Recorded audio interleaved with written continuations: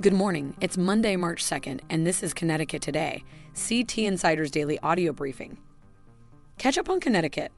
All news, no noise, in under 5 minutes. We're starting off with a quick look at the weather. An Arctic air mass is bringing a late winter chill to Connecticut today, with temperatures starting in the single digits and only reaching the upper 20s by the afternoon. We'll have the full weather update at the end of the briefing. In today's headlines, 13 staff members at the Connecticut State Capitol are earning more than $200,000 this year, and 169 out of 474 employees are making six-figure salaries, according to a recent survey of public worker compensation. Legislative leaders say these salaries reflect the experience and expertise required for the demanding work of drafting bills, creating budget documents, and analyzing legislation. Senate Democrats Chief of Staff Courtney Cullinan and lead Senate caucus attorney Joel Rudikoff are each making $239,000 this year, while House Democrats Chief of Staff Franklin Perry and attorney Richard Baltimore are earning $232,000. Lawmakers' base salaries start at about $46,300 with additional compensation for committee roles and expenses.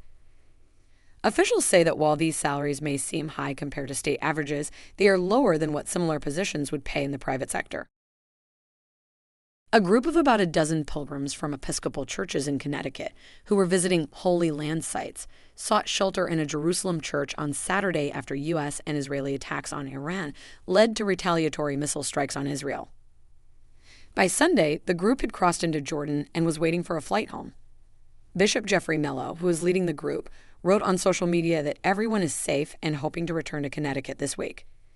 The Associated Press reports that Israel is still searching for 11 people after the Iranian missile strike, with 9 deaths and 45 injuries confirmed.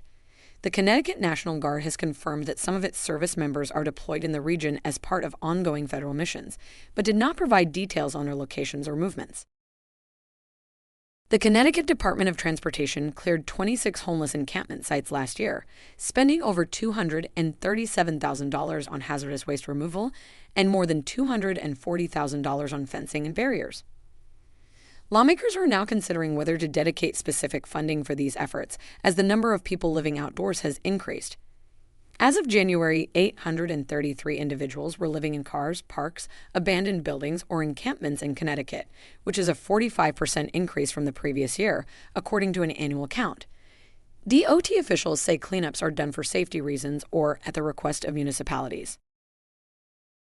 Governor Ned Lamont's proposed budget includes a plan to cut the Community First Choice program, an entitlement under Medicaid that helps more than 7,000 Connecticut residents with disabilities hire personal care aides and live independently. Participants would be moved to capped Medicaid waivers, which advocates say already have long wait lists and limited funding. The Department of Social Services says the cost of the program has risen from $88.8 million in 2018 to $371 million in 2025, and that the cut would save the state money.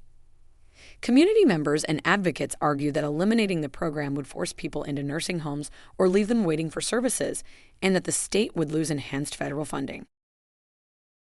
Steve Empt, a Connecticut native and decorated Paralympic curler, is preparing for his third Paralympics in Milano Cortina in 2026. Empt, who was a standout athlete at Ram High and a walk-on for UConn men's basketball, became paralyzed from the waist down after a drunk driving crash in 1995. He later became a teacher and a public speaker, sharing his story about the dangers of drinking and driving with students across the country. Empt took up curling in 2013 and has since competed in 2 Paralympic Games, with his next match set for March 4th. He says that balance, forgiveness, and sharing his experiences have helped him find peace and purpose, both on and off the ice. And now for the full weather forecast. Connecticut is experiencing unseasonably cold temperatures today, with highs in the upper 20s and breezy conditions. Warmer weather is expected later this week, with a chance of snow and wintry mix Tuesday night before rain arrives on Wednesday and Thursday. Thanks for listening. For more local news, visit ctinsider.com. This digest was partially generated by AI and then reviewed and edited by our newsroom staff.